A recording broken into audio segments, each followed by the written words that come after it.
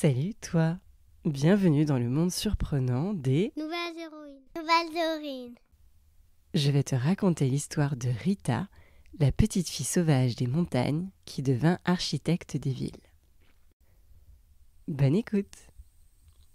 Il était une fois une petite fille prénommée Rita qui vit le jour non loin des montagnes au Liban, à Beyrouth.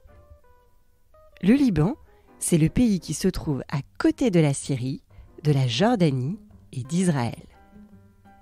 Il est bordé par la mer Méditerranée et est réputé pour ses paysages de cèdres et ses montagnes proches de la mer. Un peu comme la Corse en France.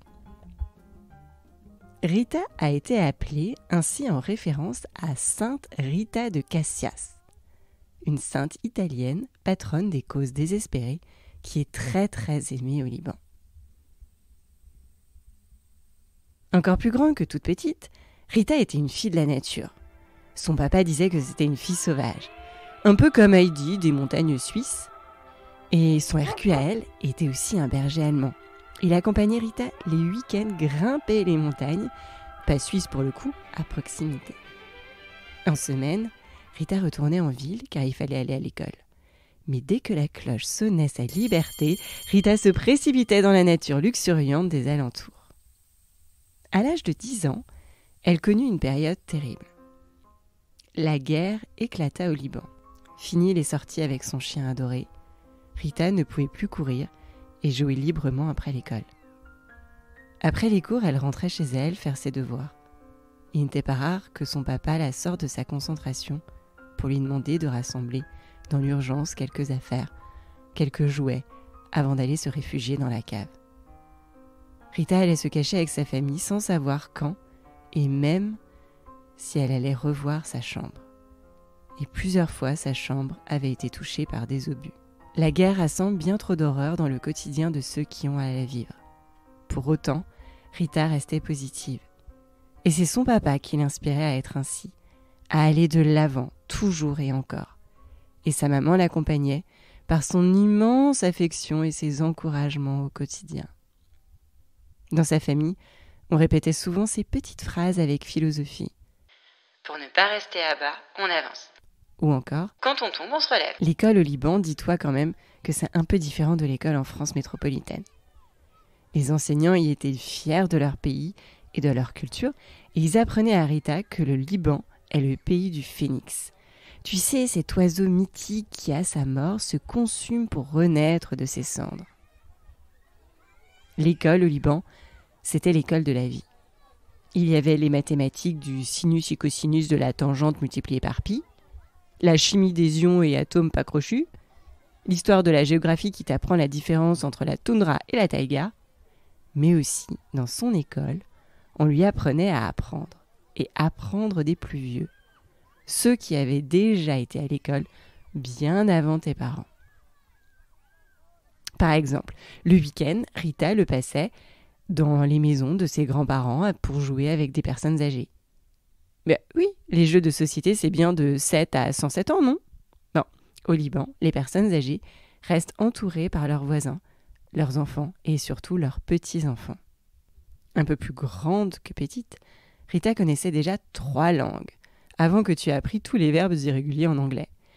To be, was, been. Ainsi, Rita pouvait parler le français, l'anglais et l'arabe. Et pourquoi pas 4 langues, me diras-tu ? Rita devait bien parler le libanais, non ? Alors, le libanais pas de houmous, n'étant pas une langue officielle mais un dialecte, c'est l'équivalent d'une langue régionale. Par exemple, en France, tu as l'alsacien, le breton, le provençal, le corse. Donc pour ainsi dire, Rita parlait 4 langues, quand la majorité d'entre nous peine à en parler une. Rita était une excellente élève. Son baccalauréat en poche, elle passa 3 concours sur 3 continents.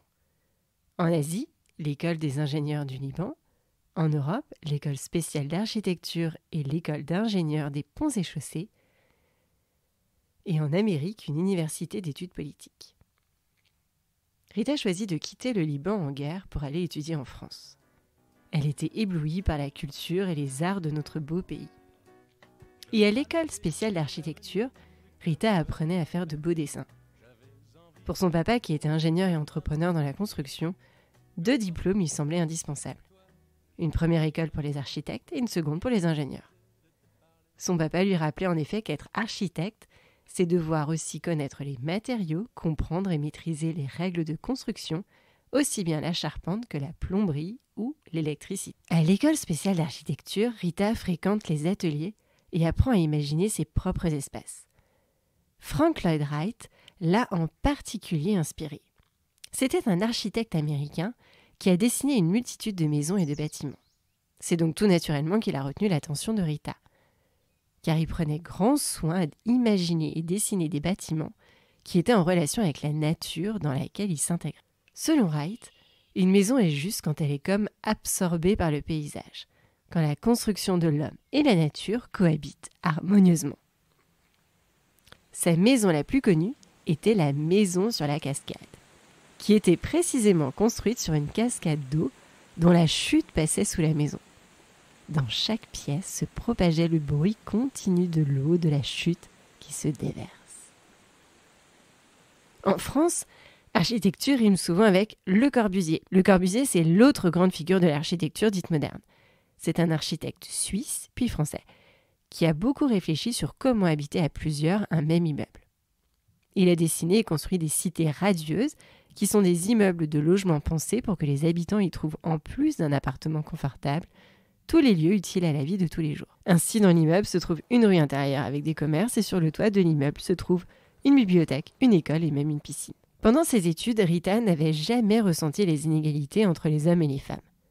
En revanche, sur les chantiers où se côtoient des métiers souvent tenus par des hommes, c'était une autre histoire. Être une jeune femme architecte n'est pas simple à faire entendre. Heureusement, son caractère de tête de mule la sauva et Rita devint une architecte tout aussi respectée que talentueuse. Stop, maître Capello des métiers, qu'est-ce que ça fait exactement un architecte ? Alors, un architecte, tu sais ce que c'est ? C'est la personne qui imagine un lieu, un monument ou une habitation, qui en dessine des plans pour ensuite les confier à une entreprise de travaux qui construira le projet. Cela semble simple et pourtant cette manière de voir la chose n'est pas celle que les architectes apprennent à l'école. Les architectes apprennent à regarder en négatif. Ils ne s'intéressent pas tant au plancher, aux murs, au toit d'une maison, à tout ce qui constitue du plein. Non, ils s'intéressent plutôt à tout le vide qui reste entre ces planches, ces murs et ces toits. Ce vide, en négatif, entre ces éléments pleins, forme l'essentiel, l'espace. Et c'est peut-être parce qu'ils regardent le monde à l'envers qu'on a du mal à les comprendre et qu'on se dit qu'ils voudraient tous les pendre, ces architectes. Rita, au-delà de sa passion pour l'architecture, découvrit très vite qu'elle adorait peindre. Cela lui permettait un temps pour elle, pour retrouver un peu de calme après l'agitation des chantiers et de sa vie de maman. Tout avait commencé au bord de l'océan de Noirmoutier, comme Claude Monet à Étretat. La mer l'inspirait et la déstressait, loin des tumultes de la ville qu'elle construisait.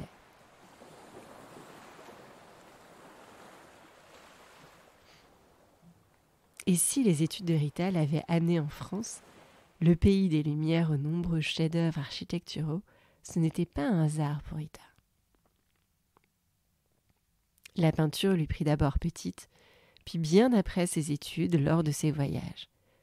Venise et son carnaval, la Birmanie et ses temples, Marrakech et ses souks, au Noirmoutier et ses marais salants. Rita aimait le beau et aimait sublimer ce qu'elle voyait, que ce soit un paysage par la peinture ou la ville par ses plans d'architecture.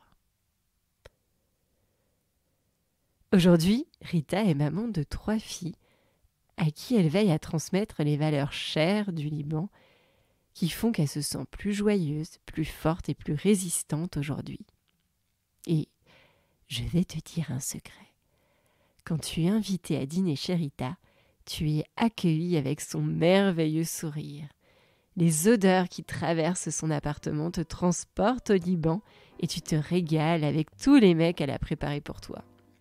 Du houmous de pois, des pakap, des chiches que tu tartines sur du pain pita, des keftas, ces boulettes de viande persillée épicée, des falafels qui se font la belle, le taboulé, Pas de semoule, mais de persil plat, de menthe et de coriandre. Et pour finir en dessert, si jamais il te reste un peu de place, le baklava. Ce gâteau feuilleté avec tellement de sucre et de miel qui rendrait jaloux Winnie l'ourson. Aujourd'hui, Rita vit entre les deux villes capitales à son cœur, Paris et Beyrouth. Toujours en train de dessiner, de peindre, d'être une maman comme sa maman, de voyager, de construire des communautés d'entraide au Liban pour venir en aide aux enfants en situation de précarité. Une douce conjugaison entre son papa, entrepreneur qui avance, et sa maman, l'amour personnifié. Voilà, c'était l'histoire de Rita, ou plutôt le début de la grande histoire de sa vie. J'espère que ça t'a plu. Psst, si tu fermes les yeux et te concentres très très fort, je vais te dire ce que Rita m'a confié pour toi. Écoute les autres, ne te braque pas. Prends les idées et fais-toi ton propre avis. À toi qui viens d'écouter cette histoire, si tu souhaites en savoir plus sur le métier d'architecte et que tu habites Paris, je te conseille d'aller à la Cité de l'Architecture où tu pourras visiter un appartement du Corbusier ou la Cité radieuse à Marseille. Et aussi, dès que tu verras une maison, une église, un bâtiment, un monument, attarde-toi devant, prends un crayon et commence à dessiner ce que tu vois. À mercredi prochain pour une nouvelle histoire des Nouvelle-Zoïne, le podcast de tous les enfants. À écouter avec ses parents.